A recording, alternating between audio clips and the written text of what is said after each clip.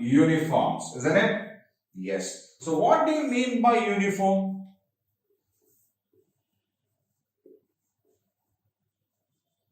Identically same dress. All the students in the same school wear the same uniform, isn't it? The colors are same, the pattern is same. Why? It's all identical, right? Students in another school will have a different one, isn't it? So uniforms are usually followed in professions. For example, doctors are there.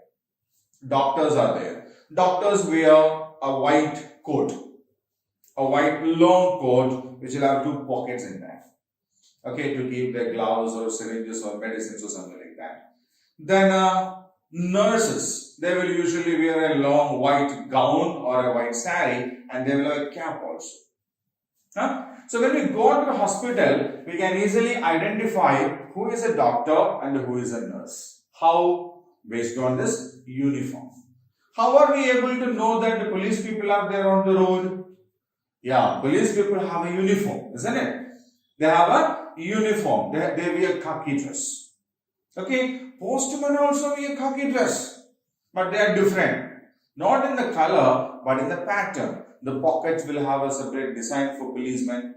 There will be some stars here, isn't it? There will be a belt hanging here. So these kinds of things make it different from the khaki dress worn by a postman, which is an ordinary looking shirt. Isn't it? Yes. So people in different professions actually use different uniforms, and it makes it as easy to identify them. Who is a doctor? Who is a policeman? Who is a lawyer? Lawyers always wear a black gown, isn't it? Yes. So uniforms are identically looking dress commonly used for people on a particular profession or a particular thing or in a school, right?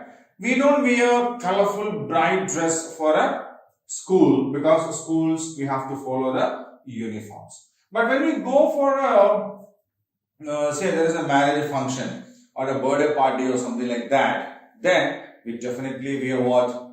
What do we wear? Yes, colorful, bright dress, isn't it? Yes. Now, we wear different kinds of clothes. It's all fine, well and good. But where do we get this cloth from? If you have to take stitch a shirt, you need this cloth, no? Where does we get this cloth from? Where do we get this cloth? Yes. So, in this section, we are going to learn from where do we get these clothes. So, we have three basic clothing material. One is cotton, second is wool, another one is silk. You know silk cloth, very soft. Yes. So, there are three basic clothing material that we use: cotton, wool and the silk. So cotton, as many of you may know, is a flower from a plant. Flower from a plant. We have cotton plants, right? And this plant will have some flower, and that flowers are picked. Flowers are picked carefully, and there will be seed inside it. That seed will be carefully removed, and then this cotton will be processed and spun. We will spin it to make long cotton threads. Okay? So we pluck the flowers from the cotton plant carefully, remove the seeds out of it, and the cotton is then spun to make long cotton threads. This cotton thread is made in a loom. Okay, so we put a set of threads like this and just put another set of threads like this. Okay, so this is actually done in a machine. Okay, if we check the clothes, we can easily identify some threads go in this way and some goes in this way. And these threads are done in that way. This process is called weaving. Okay, putting threads in that order and make a sheet of that is called weaving. And this process of weaving is done in a machine that is called a loom. Okay, so what is a loom? Loom.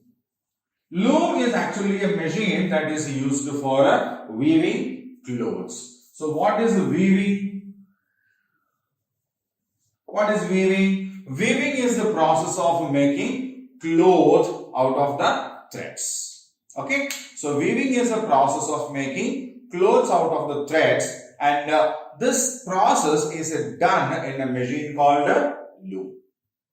Okay, so cotton is actually a flower that is in a plant. Okay, cotton is a flower that we get from a plant, and we pluck these flowers, remove the seeds, spun it, and get the threads. This thread is woven using a loom to make a cotton cloth. Right? Now we have wool. Wool we get from a sheep.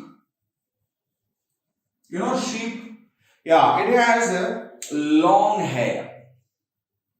Long hair. This hair is cut, cleaned, processed, and made into a thread. Okay, so we get a wool from a sheep, and the process of cutting that hair out of this the body of a sheep is called shearing. shearing. Shear. Right? So the wool is actually the long hair that is grown on the body of a sheep, that is sheared carefully, cleaned very well, processed, and spun into threads. This thread is actually knitted. Okay, the process of making sweaters or mufflers is called knitting. Okay, N-I-T-T-I-N-G, knitting. So they will use two long needles and they will spin it. Okay, they will knit it. They will knit the thread into sweaters. Right? So loom is a machine that is used for making clothes by the process called weaving, and we use that for cotton clothes. Woolen clothes are made by knitting. Okay, knitting that is done by two long needles and a handwork. So sheep give us the wool, then silk. Silk is actually from a worm called silkworm. They are actually a kind of a butterfly, we can say. Okay, so we know butterflies have different stages, no? Egg, caterpillar. Caterpillar eats the leaves and then they become a cocoon. And after a few days, the cocoon will break and the butterfly will come out. Now, what is this cocoon actually? Cocoon is actually a very sticky thread kind of a thing that comes out of the mouth of this caterpillar. Right? So, silkworm is actually that thing. Silkworms are grown.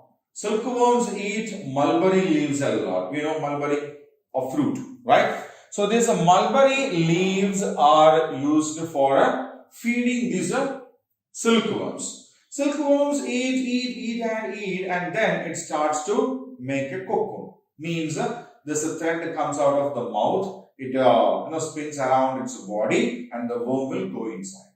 Okay, then what we will do is, we will take the cocoon out, kill the worm inside it and take the thread out. Right? And we make a silk cloth out of this cocoon. Okay, we use again a loom and weaving process to make the silk clothes out of it. Right? So silkworms eat mulberry leaves, and when they have to become a cocoon, they produce a kind of a thread from its body, and it covers the entire body with this cocoon. It's a shelter for that. Okay. The worm will go inside and this worm will convert itself into a butterfly and the butterfly will come out. That is a natural process. But we won't allow that worm to turn into a butterfly. We will kill them and take the silk thread out. Okay. And that will be woven into silk cloths. There are some synthetic clothes also. These are the things that we get naturally. But we know polyester. Okay, they are actually artificial fibers, man-made fibers, right?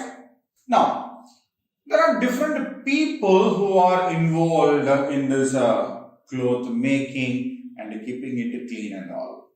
Okay, just now we have seen there is a process called weaving, isn't it? Yes. So, that process of making the cloth is actually done by this person called a weaver. So, weaver makes the clothes by weaving it. Okay, what does he do? He weaves the cloth by using the loom and he makes longer sheets of clothes, right? And then it comes to the shop. So, there are shopkeepers, isn't it?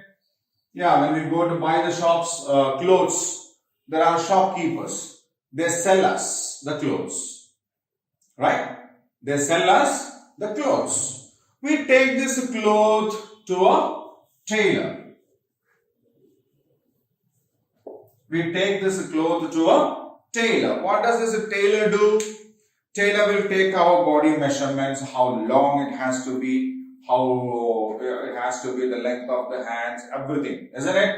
Yeah, he makes the measurements, he takes the measurements and using that measurements, he will convert that sheet of cloth into a shirt, pants or blouse or skirt or whatever we want. Isn't it? Huh? Yeah. So, a tailor is the man who stitches the cloth. The process of converting a sheet of cloth into a dress is called a stitching. Okay? The process of converting a sheet of cloth or a piece of cloth into something that we can wear like a shirt or a pants or a dress is called a stitching. So, a tailor stitches it. Then we have a washerman. So, what does he do? Yeah, when we wear the dress, it becomes dirty because all the dust and all that has to go into our body will get onto this dress. And when we play, jump and run, we sweat. That sweat also will be absorbed by the dress. So, naturally, the dress becomes dirty. And is it good to wear dirty dress? No. It's not good. What should we do? We have to wash it. We have to dry it. We have to iron it. Isn't it? Huh? Yes. So, this thing of washing the clothes neatly, drying it perfectly, ironing the clothes and keeping it ready for us to wear again is done by the washerman. Okay. So, washerman actually helps us to keep the clothes clean by washing, drying and ironing the dress. Right.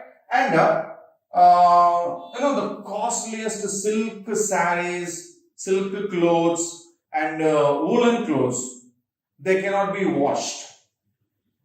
They cannot be washed. Without washing, they have to be cleaned. Okay?